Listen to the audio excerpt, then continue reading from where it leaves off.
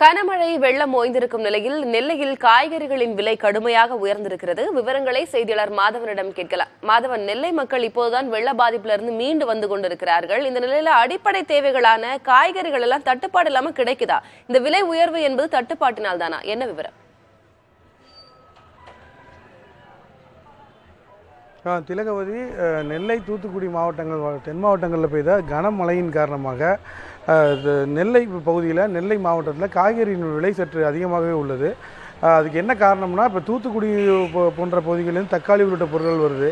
வெறும் வாழை சம்பந்தப்பட்ட பொருட்களும் தூத்துக்குடி நெல்லை மாவட்டங்கள்லேருந்து தான் இங்கே வருது. ஆனால் வாழை முழுவதுமே ஃபுல்லாகவே சேதமடைஞ்சிட்டு, 2 மாவட்டங்கள்லையும் வாழை முழுவதுமே சேதமடைஞ்சிட்டு. அதுபோல் பல்வேறு காய்கறி, வெண்டைக்காய், அவரைக்காய் முதலான சிறு சிறு காய்கறிகளும் முழுவதுமாக சேதமடைஞ்சிடுச்சு. இதனால் இப்போ உங்களுக்கு வந்து வரத்து கம்மியாக இருக்கிறதுனால விலையானது சற்று அதிகமாக இருக்கிறது.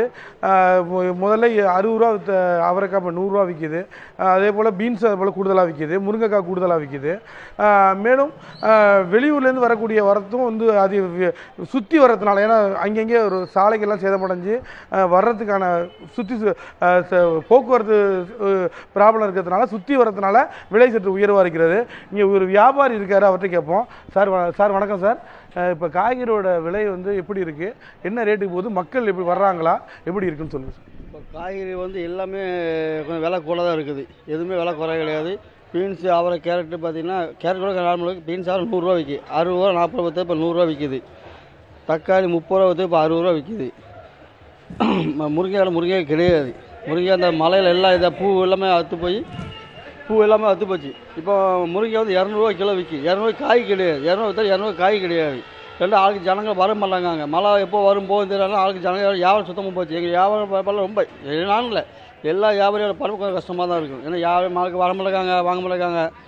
மழை இல்லைன்னா ஆளுக்கு வருவாங்க. மழை எப்போ வரும் என்ன சொல்ல முடியாதுங்களா, வந்தாலும் பேய் மழை மாதிரி அடிக்குது. அதனால் ஆளுக்கு வர மாட்டாங்க, வியாபாரம் கம்மியாக தான் இருக்குது. ரொம்ப கஷ்டமாக, எங்களுக்கு வியாபாரம் சொல்ல கஷ்டமாக இருக்குது, ஆளுக்கு வாங்க கஷ்டமாக தான் இருக்காங்க.